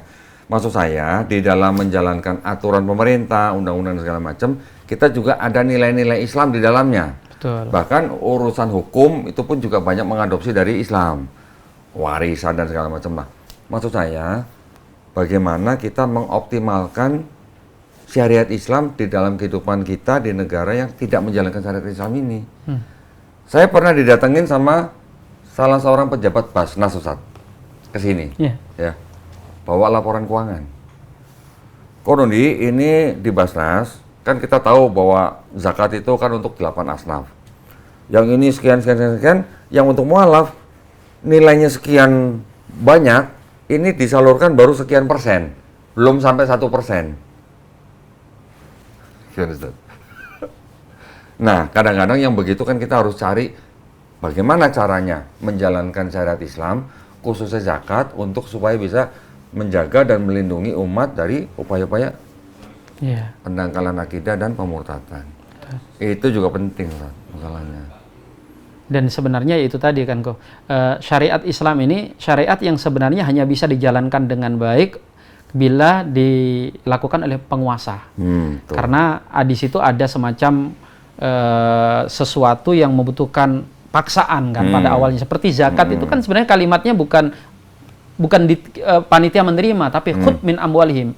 Diambil dari harta-harta orang kaya itu kan. Betul. Dan baru kemudian setelah itu disalurkan kepada yang membutuhkan. Nah, sekarang kan yang banyak terjadi nggak seperti itu. Zakat tidak maksimal, tapi kebutuhannya kita sangat butuh gitu kan. Itu jadi problem. Masya Allah. Jadi alhamdulillah saya ketemu dengan LCMA tuh memang harus gali ilmu nih. Terutama maksud saya dalam hal tradisi Islam yang memang setiap agama tuh punya tradisi masing-masing, Ustaz. Contoh maksud saya begini. Ini mungkin Ustaz sering mendengar bahwa di dalam Islam itu kan kita punya tradisi khususnya dari hadis sahih, Nabi kita Nabi Muhammad SAW menerima wahyu di Gua Hiro, ya kan, melalui malaikat Jibril alaihissalam. Agama lain juga mereka punya tokoh yang mungkin dianggap menerima wahyu dengan cara dan cerita masing-masing. Ini kita harus sama-sama menghormati, Ustaz, ya. Tetapi maksud saya, yang saya mau luruskan dengan dakwah saya dan teman-teman, ketika orang mereka yang datang ke saya selalu tanya, kamu ini mengaku pengikut Yesus atau pengikut Paulus? Seperti tadi Ustadz sebutkan, bahwa kalangan Kristen dan kalangan Yahudi menyebut Nabi Muhammad SAW sebagai nabi palsu. Itu hak mereka. Hak mereka. Betul kan? Tetapi ketika kita mencoba membandingkan ajaran konsep ketuhanan dan konsep keselamatannya Nabi Muhammad SAW dengan ajaran Yesus di sini, ternyata sama konsep ketuhanan dan konsep keselamatannya. Kita nggak bicara syariat nih, nggak bicara syariat nih. Ketika kita bandingkan ajaran Yesus di sini dengan Nabi Musa yang di sini, ternyata juga sama. Semuanya tauhid gitu. Tapi ketika kita bicara Paulus, ada yang berbeda. Ada berbeda. Konsep ketuhanannya mungkin masih sama, ini bisa diperdebatkan, tapi konsep keselamatannya yang berbeda. Di sini juga bicara, Ustaz, kalau mau masuk surga, tobat. Di sini juga bicara, Yesus ngajarin kalau nggak tobat nggak masuk surga. Di Islam kita juga tahu, kalau kita bertobat, beriman, dan beramal soleh, kita juga mendapatkan jannah. Berarti kan konsep ketuhanan dan keselamatan sama. Betul. Tapi ketika Paulus, kalau mulutmu nggak mengaku Yesus sebagai Tuhan dan Juru Selamat yang dan percaya dalam hatimu bahwa Dia dibangkitkan oleh Allah dari antara orang mati, kamu nggak selamat. Berarti bukan ajaran Yesus. Kan beda. Ajaran Isa. Itu dia maksud saya.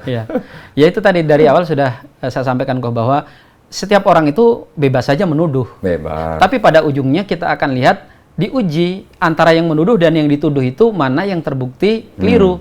Nabi Muhammad SAW itu dituduh dengan berbagai macam tuduhan. Tapi sampai detik ini tak satu pun yang terbukti. Misalnya nih, beliau dituduh sebagai pendusta. Justru akal sehat siapa?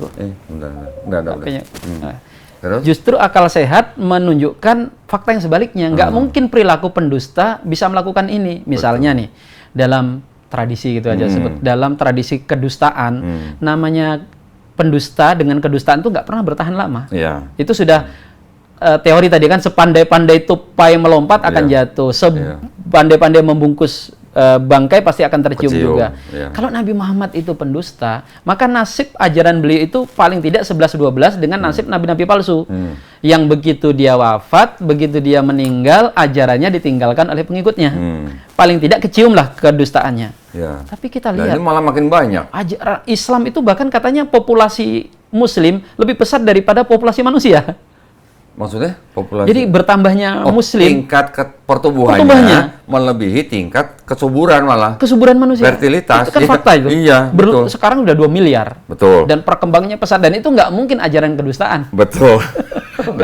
Nggak logis gitu ya. Terus yang selanjutnya seperti yang sudah saya sampaikan, namanya pendusta itu pasti akan jerekkan produk orang lain tuh supaya mengunggulkan dia. Terus katakan Quran itu dituduh hasil plagiat dari kitab-kitab sebelumnya. Itu mah gampang. Namanya pencontek. Tentu Koh Dondi paling tidak pernah nakal waktu sekolah nyontek ya. Dari wajahnya kelihatan ini. Walaupun sekali gitu ya. Nyontek gitu. Dalam dunia tradisi contek-mencontek, nggak pernah ceritanya yang mencontek lebih bagus daripada yang dicontek. Bahkan kita suka nakal yang pinter-pinter kan. Sengaja kita buat dulu jawaban yang salah. Setelah dicontekin sama temen, kita ganti. Nah, itu apa buktinya? Kalau Quran itu contekan Injil, contekan daripada Taurat, kita akan dengan mudah melihat bahwa Quran ini kualitasnya di bawah Injil sama pertentangannya, kalimatnya, kualitasnya. Tapi faktanya justru menunjukkan kalau Quran ini sangat ilmiah, punya data yang sampai hari ini dari awal huruf sampai akhirnya tidak ada yang bisa dibantah. Iya. Dan Quran itu kalau cuma bicara gini kok, Quran itu misalnya nih, kalau cuma bicara tentang ibadah, bicara tentang bagaimana nyembah Tuhan, bagaimana jadi muslim yang baik kaitannya di masjid, terus tidak ada sisi yang bisa dikritik, kita masih it's okay lah. Ini kan cuma bicara satu kotak. Quran ini bicara mulai dari konsep masalah akhirat hingga masalah dunia. Bicara tentang ngurus diri sampai ngurus negara. Pemerintah. Bicara harta mulai dari harta hasil kerja sampai warisan orang meninggal. Sampai detik ini tak ada satupun yang bisa dikritik, dicari buruknya. Justru semakin menunjukkan keunggulannya. Malah diadopsi sama pemerintah. Kan mungkin ini nggak bisa. Sistem bagi waris kita tahu. Orang kalau lihat sepintas kayak nggak adil, laki-laki 2 bagian perempuan. Tapi kemudian kita lihat di bangsa manapun mereka mengakui ternyata ini yang adil. Justru malah saya pernah nonton video seorang profesor, cuma saya lupa namanya. Dia mengakui bahwa Nabi Muhammad SAW tuh yang dianggap sebagai pencipta agama Islam itu orang yang sangat jenius katanya. Ya. Dengan syariatnya gitu katanya. Jadi Rasulullah tuh sampai dibahasakan kok. Orang jeniusnya nggak cukup. Ini beliau ini manusia super yang datang dari planet kripto atau apa ke sini. Kalau ada yang bilang yang ngajarin Nabi itu alien kata gitu. Iya, harus begitu karena yang beliau ini sampaikan di dalam Al-Qur'an itu sesuatu yang menembus batas ruang dan waktu kan. 15 abad loh. Dan kemudian apa yang beliau sampaikan di tengah gurun pasir itu bisa diuji di laboratorium. Itu kalau bukan manusia alien apalagi. Rasanya gitu kan. Orang kalau nggak beriman kepada beliau sallallahu alaihi wasallam. Betul. Nah, jangankan Quran kalau gitu. Hadis. Hadis itu kan ucapan beliau.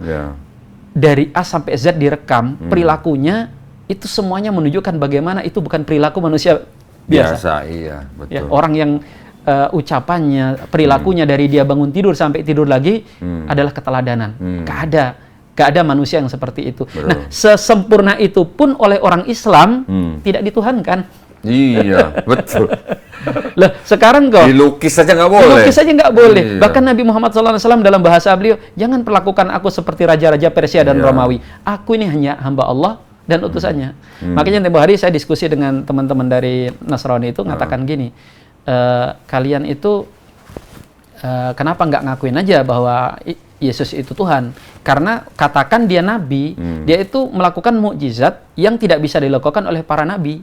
Artinya, yang mana? Artinya kok katanya kemampuan yang luar biasa itu menghidupkan orang mati. Orang mati. Lah di Perjanjian Lama juga ada orang menghidupkan orang mati. Makanya saya bantah di dalam Paulus di sini Paulus. Iya.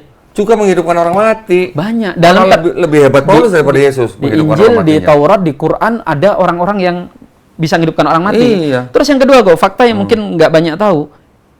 Tanpa maksud merendahkan mukjizat Nabi Isa, ada mukjizat yang lebih hebat daripada menghidupkan orang mati.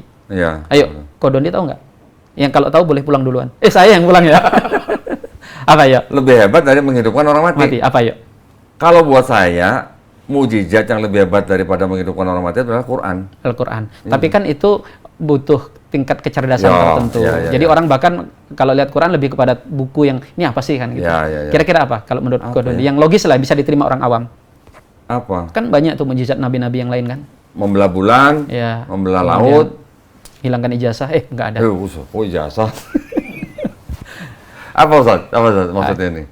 Di antaranya adalah tongkatnya Nabi Musa. Oke.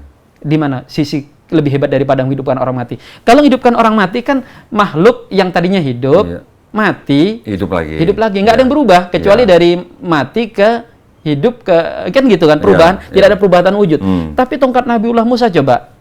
Dari benda mati, sebilah tongkat, berubah menjadi ular makhluk hidup. Dari tongkat lagi? Sudah jadi tongkat lagi. Itu kan perubahannya mengherankan. Seperti misalnya ini buku, tiba-tiba berubah jadi burung, tanpa rekayasa, tanpa nyata, kemudian berubah lagi jadi buku. Itu kan luar biasa. Daripada, kalau tadi orang mati tadi kok, ini kan air, berubah jadi beku, ya kan, benda padat, berubah mencair lagi gara-gara sudah nggak di freezer. Jadi ulama sampai membantah sedetail itu. Jadi kalau Nabi Isa dengan kemampuan bisa menghidupkan orang mati, dianggap sebagai Tuhan dan katakan tadi itu Paulus bisa jadi Tuhan semuanya, maka Nabi Musa harus menjadi mbahnya Tuhan. Mbahnya Tuhan. Loh, kalau mau menghidupkan orang mati, saya baru ingat ini Ustaz. Nabi Ibrahim alaihissalam bisa mencacah burung dan dipanggil dari 4 penjuru bisa hidup lagi. Bahkan kok kalau Nabi Isa kan menghidupkan kisahnya cuma 1-2 orang. Nabi Ilyas kan menghidupkan ribuan orang. Alam tara ilal ladina kharaju min diyarihim wa hum ulufun hadaral maut. Ada orang ribuan yang mereka mati seketika dan dihidupkan lagi di surah Al-Baqarah. Itu Nabi Ilyas atau Ilyasa.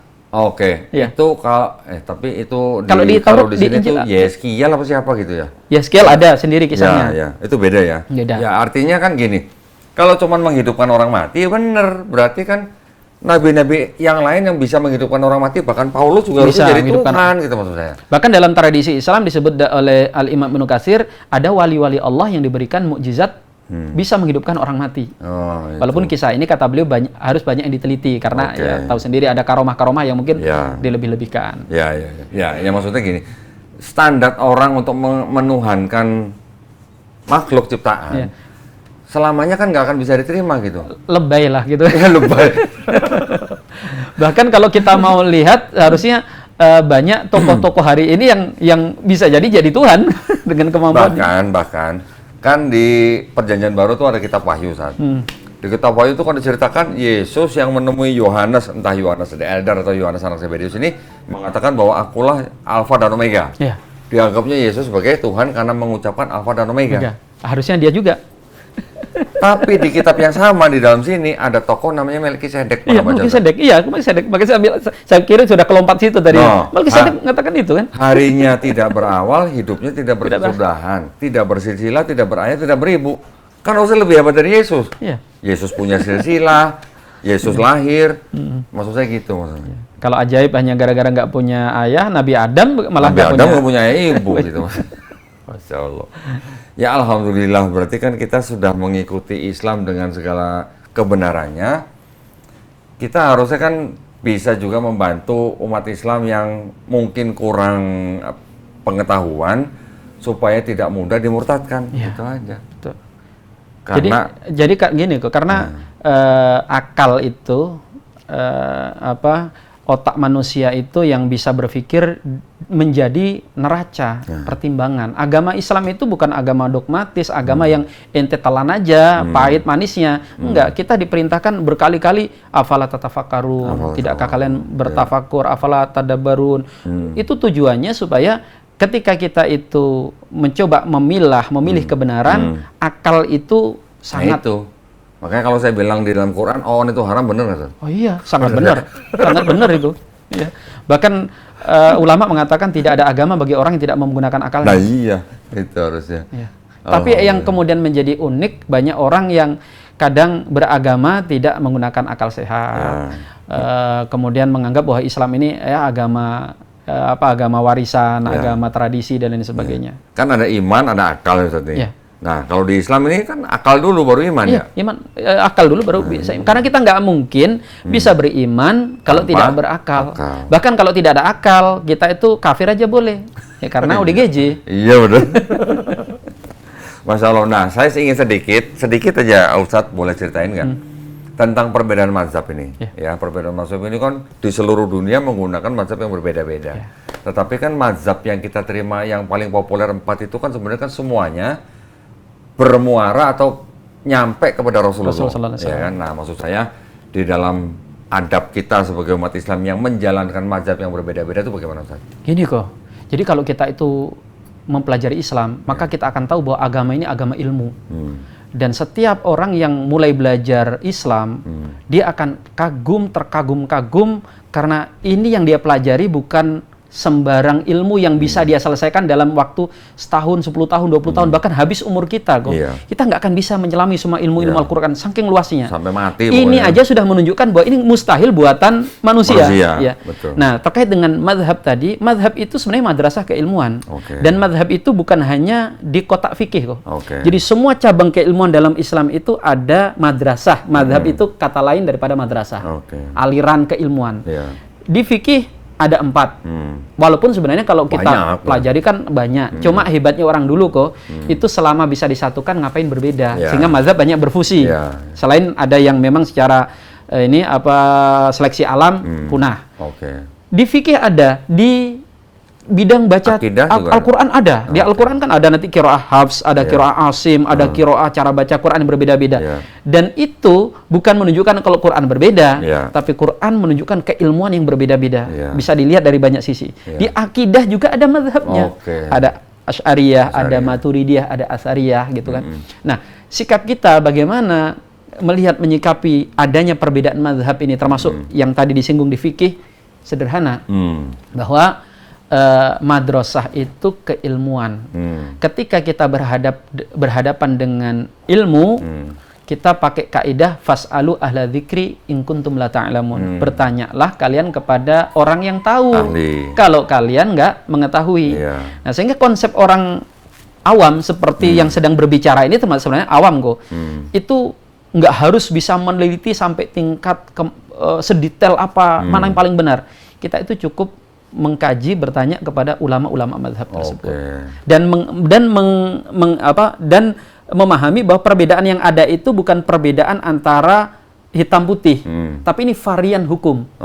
Varian hukum yang itu menjadi keluasan bagi agama ini sehingga kita bisa menjalankan sesuai dengan mazhab yang berbeda-beda. Mazhab itu kok nikmat loh. Nanti kalau kenapa di Indonesia misalnya subur mazhab Syafi'i.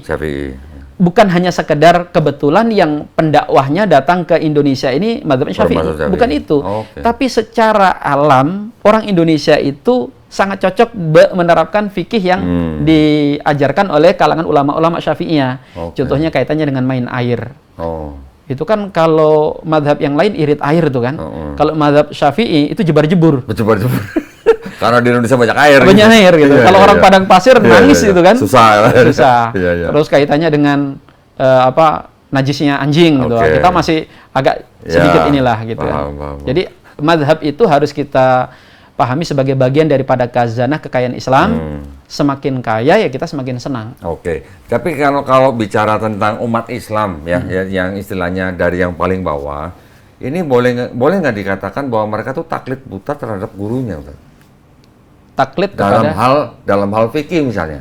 Ya, kan karena tadi Ustaz bilang di Indonesia subur mazhab Syafi'i. Jadi orang-orang yang taunya cuma mazhab Syafi'i dan mereka tidak tahu dengan adanya mazhab-mazhab yang lain, mereka menganggap itu bukan, malah ada kelompok masyarakat yang saya tahu nih Ustaz nih. Ketika mereka tahu ada orang yang melakukan sholat tapi tidak menggunakan mazhab Syafi'i, dianggap bukan Islam. Agama apa tuh kata gitu sampai begitu. Sampai begitu Ustaz. Ada begitu. Contoh lagi nanti, hanya masalah begini, ada yang bergerak begini, dianggapnya agama apa itu kata. Kalau Doni ngelihatnya yang digerakkan apa? Ini jari. Ya kan gerakannya pun ada dua loh ya. Ada ngecor, ada ngebor. Betul. Ngebor. Inul kali ngebor. Ya maksud saya kalau saya sih ikutnya yang begini aja lah. Kalau ada orang nanya, terus yang salah yang mana? Yang diam apa yang gerak gitu kan? Saya bilang yang salah yang nggak sholat itu mah berarti. Atau yang salah kok dia bukan jari telunjuk, pakai jempol. Supaya menangan. Jadi gini kok sederhana aja. Berarti kalau begini pakai jempol jadi menangin jempol. Sulit itu mah. Agama kita itu gini. Agama orang-orang yang cerdas. Orang cerdas itu bukan orang yang menguasai semua ilmu, tapi yang mau belajar. Sehingga ketika orang itu dia orang awam, maka menyesuaikan dengan keawamannya. Dia cukup dengan mazhab yang sudah diajari oleh gurunya. Tapi bagi orang pintar biasanya kan nggak puas dengan satu mode. Dia ingin pakai mode lain. Islam menyediakannya, silakan Anda belajar empat mazhab. Di mazhab itu nanti ada pendapat, ada pendalilan, ada ini. Pada ujung-ujungnya bahasanya begini, ente dalam Islam sampai habis umurmu nggak selesai menggali. Di situ Allah hendak menundukkan kita kesombongan kita, merasa kita pintar. Ente loh baru nguplek-nguplek ilmu itu aja nggak selesai-selesai. Saya dulu saat ketika baru-baru belajar Islam, saya berguru kepada seorang habib di Cikidang, Pelabuhan Ratu, dekat kampungnya Ustadz Nuruddin tuh. Ketika saya sering datang ke situ, orang-orang Islam di sekitar situ, ada yang imam masjid dan segala macam, ikut nimbrung gitu, ngobrol kita gitu ya. Saya tanya, Ustadz, kalau kita sholat, tangan kita di sini atau di sini Ustadz? Oh di sini. Kalau di sini boleh nggak? Nggak boleh katanya. Kalau begini boleh nggak Ustadz? Nggak boleh katanya. Kalau di samping sini nggak boleh. Seperti itu. Setelah kodon dibanyak baca, kok ternyata ada model-model yang begitu kan? Iya, jadi setelah saya tahu bahwa ternyata ada mazhab-mazhab, saya berdiskusi dengan orang-orang yang tahunya cuma mazhab dia gitu. Ketika ditunjukkan ada gerakan yang lain sedikit, mereka langsung bilang salah gitu katanya. Nah, seperti itu Ustaz. Umat kita semua yang begitu. Makanya dalam Islam itu ibadah ritual yang kita laksanakan itu bukan hanya punya efek ini bentuk ketundukan. Artinya ini bukan kaitannya cuma ibadah kepada Allah. Tapi itu tadi kok punya manfaat meluaskan wawasan kita. Misalnya nih, ibadah haji. Orang kalau sudah haji, itu diantara hikmahnya dia tidak lagi seperti katak dalam tempurung. Karena kemarin ketika dia belum haji, dia pikir yang di kampungnya itu aja yang menjalankan Islam. Beda dikit, auto murtad. Begitu berangkat haji, dilihat ada orang macam-macam kan. Bingung dia. Ada begini, ada yang bahkan air yang gelinding dia samperin, sholat lagi. Nah, dari situ sebenarnya Allah hendak menunjukkan bahwa dalam syariat agama ini banyak keluasan. Ketika engkau luas, maka engkau akan luas. Luas, ya, oke. Gitu. Ketika engkau luas, maka engkau akan luas. Masya Allah. Makanya orang yang kaku, yang mudah memvonis, itu sangat besar kemungkinannya dia nggak punya sisi pandang yang luas dalam sebuah pendapat. Nah, sekarang gini, San. Terakhir nih ya, ini sebelum kita akhiri ini udah banyak banget ilmunya, tapi saya penasaran kalau saya nggak nanya. Kita yang mempelajari tentang ilmu kristologi, kita bisa membuktikan bahwa kitabnya orang Kristen itu begitu banyak versi, ya kan? Contoh misalnya Indonesia TB, nanti keluar lagi TB 1, yang bahasa Inggris ada yang KJV, ada yang NIV, ada yang RSV, ada NAB, ada NABRE dan segala macam, begitu banyak. Nah, kalangan mereka yang tidak terima dengan kenyataan itu, mereka juga mencoba cari remis, Ustaz. Ya, nyerang Quran. Quran juga banyak kan? Ya, betul. Ya, kan? Dan yang jadi masalah kok, kalau yang menyerang mereka, itu mah gampang. Yang jadi masalah, ada beberapa otak-otak liberal, hasil produk belajar di luar. Ikutan. Yang itu. Gelarnya profesor, yang kayaknya tempo hari dengan Ustadz Nuruddin sempat diskusi. Betul. Saya sudah nunggu berdiskusi sama beliau kedua, tapi nggak ditanggepin. Oh, nggak ditanggepin? Tanggepin. Karena saya bantah kok, beberapa. Yang dia katanya Quran baru dikanonkan di Kairo di tahun sekian. Itu mah, itu receh itu. Receh sekali. Profesor Munim Siri, udah gitu aja, susah amat kan. Nah, moga nanti Kodondo bisa ngajak beliau ke sini, kita ngobrol lah. Nah, ya, saya udah tahu karena juga. Apa? Karena sebenarnya apa yang disampaikan oleh beliau itu sampah. Ya. Oh, alah. Ya, harus saya katakan begitu. Ya, tapi kenapa diangkat lah? Likuli sakit laki. Setiap ada yang jatuh pasti ada yang mungut. Gimana nggak sampah kok? Quran dikatakan baru disusun di 1924. Itu kepagian sekali kan, baru kemarin. Cobalah kalau bohong itu agak sedikit ya nggak bisa dilacak. Ada kalau 1924 orang yang hidup 1924 kan masih ada gitu masalahnya. Betul. Tadi pagi saya juga nonton salah satu video cuplikan, katanya dia bilang dari gubernur Irak pada waktu siapa? Ubaidillah siapa gitu. Terus setelah diganti dengan yang barunya disebutkan bahwa ada apa namanya? Penambahan alif di Al-Qur'an katanya. Sekian ribu alif katanya gitu. Itu nggak mungkin, karena gini aja kok logikanya, logika dasar aja lah. Kalau hari ini Quran tiba-tiba dimusnahkan, entah bagaimana caranya tiba-tiba musnah kok. Saya tanyakan ke Koh Dondi, apakah Quran bisa ditulis ulang? Sebentar doang. Sebentar doang. Nggak, ulama nggak harus turun itu, cukup santri. Cukup santri. Sekelas pelajar. Kalau yang ini nggak bisa. Kalau semuanya musnah, soft copy, hard copy, bakal ada lagi nggak? Nanti mereka mengatakan itu kan sekarang Ustadz yang yang sudah banyak percetakan, banyak yang hafal. Oh, ini bukan masalah percetakan. Percetakannya nggak akan mungkin bisa nggak ada filenya di kepala. Di zaman hari ini, kalau Koh Doni saya tanya, Islam itu lebih hebat di masa sahabat Nabi, kaum muslimin lah, keimanannya, kesolehannya, hebat zaman itu atau hebat zaman ini menurut Koh Dondi? Kalau bicara tentang iman, saya yakin lebih hebat pada zaman sahabat. Sudah pasti. Semua orang akan meyakini bahwa zaman di masa itu zaman terbaik. Bahkan bukan cuma zaman sahabat, zaman tabi'in dan tabi'in. Nah, di zaman yang rusak, katakan, rusak seperti hari ini saja, Quran hilang mudah dibuat, mungkinkah logikanya di masa yang jauh lebih baik, Quran hilang, dipalsukan, orang diam saja? Nggak mungkin. Betul. Loh, kok Dondi, mungkin banyak orang nggak tahu loh. Quran itu di masa sahabat itu bukan 30 juz. Juz Quran itu cuma 3 juz, 5 juz, 7 juz. Iya, maksimal 7 juz. Oh, berarti juz belakangnya yang ke-30 nggak ada, Ustaz? Enggak. Pembagian 30 juz itu belum ada. Betul. Kenapa? Karena juz itu dibagi berdasarkan penghataman Quran. Betul. Jadi di masa itu orang khatamkan Quran per 3 hari, per 5 hari, paling males kok 7 hari. Itu orang yang sudah paling mager itu. Ya. Nah, setelah zaman berganti, itu orang untuk khatamkan Quran per 7 hari berat, apalagi sampai 3 hari sekali. Akhirnya dibuat ijtihad bagaimana Quran itu dikhatamkan dalam 30 hari sekali.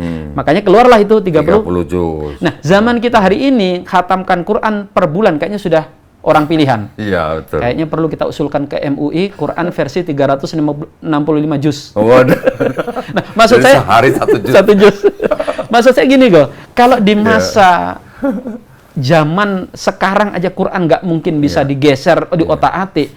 mungkinkah di masa dahulu diotak-atik? Itu nggak logis sekali. Gitu, iya. Makanya dulu ada teman Nasrani ngomong, Quran kalian tuh baru dikanonkan sekian waktu setelah Nabi Muhammad wafat. Itu mungkin nggak terselip? Nggak mungkin. Tahu nggak kalian, Quran itu oleh orang Islam dibaca ketika sholat, dibaca ketika ceramah. Bahkan Ustadz tuh gengsi kalau misalnya ceramah sambil ngintip kan. Seawam-awamnya Ustadz hafal gitu kan. Betul. Kemudian diulang-ulang setiap saat. Maka yang begitu itu jangan disamakan dengan kitab suci yang nggak ada satupun yang hafal. Jangan disamakan dengan kitab suci yang cuma dibaca oleh pendetanya. Kan gitu kan. Kalau tiba-tiba hilang ya memang hilang beneran. Islam nggak, Quran nggak mungkin. Karena jaminan dari Allah itu inna nahnu nazzalna dzikra wa inna lahu lahafidun. Kami yang turunkan Al-Quran dan kami yang menjaga. Cara menjaganya ilmiah sekali. Betul. Cara menjaganya dengan software otak manusia. Otak manusia. Iya. Nah, sekarang bergeser sedikit tuh. Dengan tuduhan-tuduhan mereka yang dalam upaya mereka cari remis, mereka kan mengatakan bahwa Quran juga banyak versi. Ya kan? Ustadz yang sudah di Timur Tengah pasti tahulah bedanya orang Indonesia melafazkan Quran dengan orang Maroko misalnya. Bedanya kan begitu. Ini ada perbedaan variasi bacaan. Dianggap ini juga beda versi katanya. Karena kalau diterjemahkan memang ada sedikit beda, tapi kan maknanya tidak mempengaruhi satu ayat gitu maksud saya, Ustaz. Dan Qiraah dan itu kan perbedaan itu Nabi yang merekomendasikan. Ya. Innal Quran anzalna bi sabatil ahruf. Quran itu diturunkan dengan 7 model. Dan semua ragam model bacaan itu kalau dalam Islam bersanad. Sumber ada periwayatannya. Orang itu belajar Quran kok. Itu uniknya Al-Quran. Kok Dondi pernah dengar nggak ada orang belajar Quran itu otodidak? Nggak ada. Semua harus ada gurunya ya? Unik. Kalau belajar misalnya hadis masih bisa otodidak. Antum misalnya buat tempe masih bisa otodidak pakai YouTube. Tapi belum ada sampai detik ini orang yang belajar Al-Quran otodidak. Ya kan? Nggak ada. Walaupun buku sudah canggih, software sudah canggih, biasanya ada gurunya. Nah, Quran itu turun-temurun, lintas generasi diajarkan dengan cara talaki, yang jangankan sampai Quran itu cara menjaganya unik kok. Jangankan sampai beda huruf dari to dibaca ba, ya, dari sa dibaca ta. Kita baca beda panjang pendek aja, udah disalahin. Iya betul. Ya, misalnya Bismillahirrahmanirrahim kita baca gini, Bismillah udah salah. Yang begitu itu nggak mungkin bisa. Jadi kalau orang jadi ngingetin saya nih, dulu saya ditegur sama guru saya nih gitu. Iya kan gitu. Panjang pendek beda udah salah gitu. Sudah salah. Masya Allah. Nah, alhamdulillah terima kasih banyak. Ini sebuah adalah ilmu baru ya. Terima kasih banyak Ustadz Ahmad Syahrin Thorik yang sudah banyak banget bagi-bagi ilmunya nih. Ya, jadi maksud saya jangan kapok Ustadz kesini. Insya Allah. Nanti pokoknya kalau ke Jakarta harus mampir sini lagi Ustadz ya. Tapi kata pepatah itu kebaikan itu hutang. Artinya kalau saya sudah dianggap berbuat baik datang ke sini, utangnya Kodondi bayar ke Kalimantan. Boleh Ustadz. Nyamperin IKN. Boleh Ustadz, boleh. Jadi orang daerah ke sana. Kitanya orang daerah nyamperin ibu kota. Kalau sekarang Ustadz Ahmad kesini sebagai orang daerah. Nanti kalau saya ke sono, saya jadi orang daerah gitu. Berarti belum resmi kok ya? Belum. Kita ini ibu kotanya masih di sini. Masih. Oke, alhamdulillah, barakallahu fikum. Terima kasih banyak Ustadz Ahmad Syahrin Thorik. Mudah-mudahan sehat selalu. Amin ya rabbal alamin. Ya, mudah-mudahan ilmunya bermanfaat di mana-mana. Ya. Kita pamit undur diri. Insya Allah kita berjumpa kembali di konten-konten selanjutnya ya. Wabillahi taufiq wal hidayah. Wassalamualaikum warahmatullahi wabarakatuh. Waalaikumsalam warahmatullahi wabarakatuh. Barakallahu fikum.